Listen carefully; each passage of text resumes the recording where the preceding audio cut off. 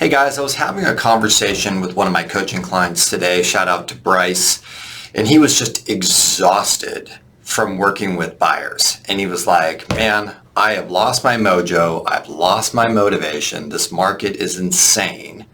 And so we started to dig in on how do we deal with these buyers in these incredibly low inventory environments when we have, 10 or 15 offers that we're competing with. How do we maintain our sanity, but also how do I help great agents like yourself increase the number of properties that you sell in such a tough environment? So what happened was it forced me to reflect back into 2008, 2009, when literally the market had crashed. And we had in 2008-9, we had a ridiculous amount of excess inventory. And I was working with my dad's company at that time, and we were trying to help listing agents survive. Okay, it was a very difficult time. So there was an unbelievable amount of expired listings and a ridiculous amount of for sale by owners because nothing was selling. There was a small number of buyers in the marketplace. So for my agents that are new to the market, this is the exact opposite of what's happening today. We have a small number of homes for sale and a huge number of buyers fighting for that. So how does this relate to the story? Well, in 2008, 9, and 10, what we had to do with our great agents who are calling expireds, they could get they had an excess amount of homes for sale. They had an excess amount of expires and FSBOs, an excess amount of people who wanted to sell their home. That was not the problem. Just like today, we have an excess amount of buyers. We have plenty of buyers who want to buy homes. That is not the problem. So how did we solve in the coaching and business consulting, how did we solve that problem? And this is what I told my coaching client today, Bryce. I said, you have to raise the standards of who you will work with. And he basically said, what are you talking about, coach? And I said, well, here's the bottom line. See, back when we could call an expired and we would say, hey, are you still interested in selling your home? They'd all be like, yes, right? And then we'd say, well, can I come over and show you what we can do to help you sell their home? And they're like, I don't know what you're going to do, right? Because it's like 10, 15 homes for sale in the neighborhood right now. So what we had to teach them was how to raise their standard, because they can go on 2, 3, 4 listing appointments per day if they really wanted to in that environment.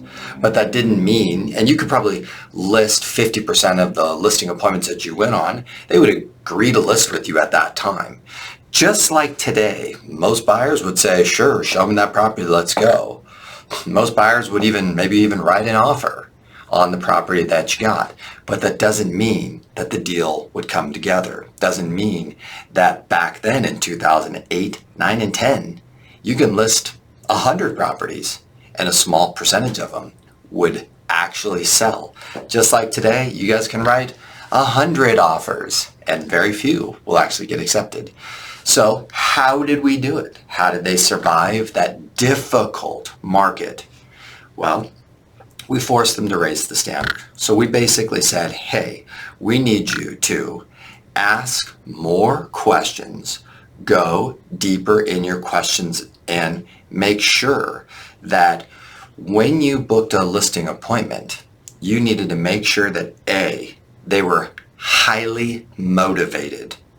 Not that they wanted to sell the home, that they had a very specific have-to reason to sell the home. That was number one.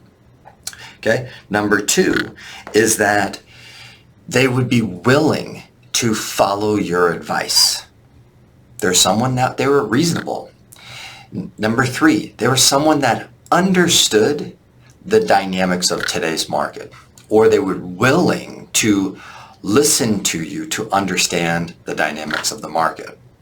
See, those three qualities were what was required for us to go get the listing and then be able to get a listing sold in one of the most difficult real estate markets in the history of the United States for sellers.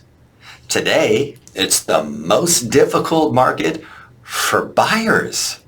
So, do those same standards apply today? So when I ask you, hey, raise your standards, does the buyer that you're working with today have a very strong motivation?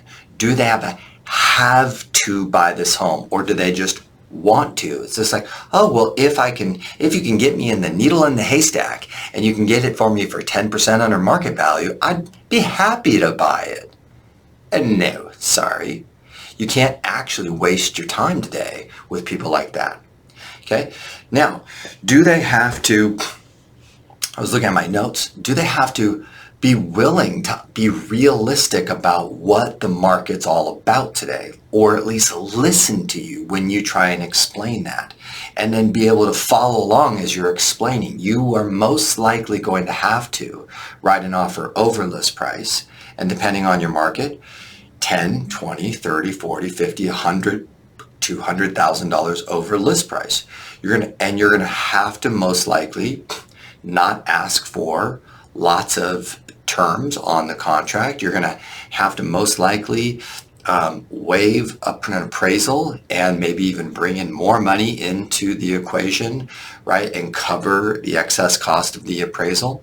See, back in 2008 and 2009, we had to give the seller a list of demands of things that they were going to have to do if we were going to get a buyer to choose their home against 10 or 15 other properties. And we had to make sure that they were willing to play the game of actually taking way less money than what they would have wanted to. So they really had to compromise, right, what they wanted and how they wanted it to go. And they had to follow our advice and give us the opportunity to be the trusted advisor, right? And to put their hands into our expertise to help them achieve the goal. See, doesn't that sound familiar today with today's buyers? So I was telling Bryce, I was like, look, man, you need to raise the standards, right? Have to motivation, that they're realistic about what's going on with today's market, and they're willing to follow your advice. And then I was sharing with Bryce what we were doing back in 2008, 9, and 10 is we were really working with our clients on how to ask more questions, more qualifying questions, more clarifying questions, better motivational questions. And that, instead of asking 5 questions and then just booking an appointment and racing over there, hoping it's all work out, ask 10 questions, ask 15 questions, and really dig in. See, because questions gave you a sense of control in the conversation. It was you taking control back by asking another question.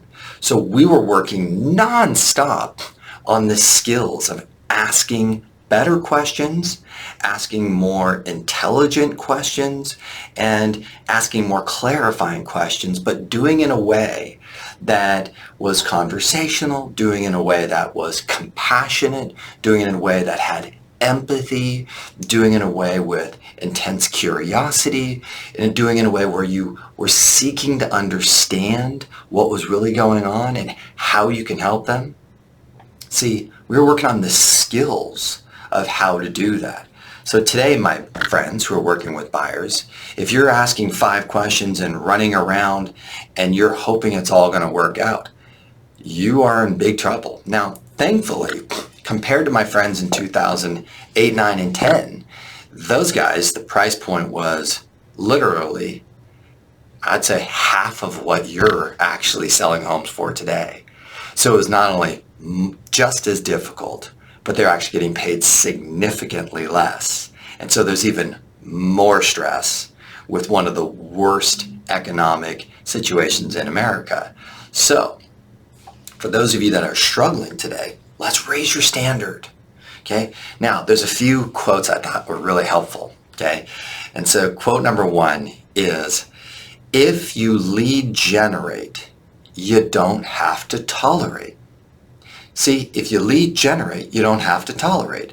And so what I was telling Bryce was I was saying, look, man, because right now you have more buyers than you know what to do with, you don't have to tolerate. Like, just go find the absolute highest motivated one, the one that's totally realistic, and the one that's willing to follow your advice, and give them all of your attention. Go the extra mile for them and go get them a property, whether or not it's on the market or off the market. And just blow off the rest, because he's got an unlimited number of new buyers coming to the market every day. So he doesn't have to tolerate. Last quote from my father, the godfather of real estate training and coaching. And he would say something really funny. He'd say, if they're a pain in the butt up front, it only gets worse. If they're a pain in the butt up front, it only gets worse. And for those of you that have been in the business for a long time, like myself, you understand that 100%. So my friends, if you're working with buyers today, let's do three things. Let's raise the standards on their motivation, asking more questions about their level of motivation. Let's raise the standard to make sure that they are realistic about what it's going to take to be successful and their understanding of the market. Let's raise the standard on that they will follow your advice. And of course, that they're not a pain in the butt. There's someone that you want to go the extra mile for. And that they would be appreciative of your efforts so that you can give them all of your attention and go get them a home in today's very difficult market. So my friends, let me know if I can help you. Any questions you've got, put it in the comments. Shoot me a message if I can support you with anything else. Have a great day.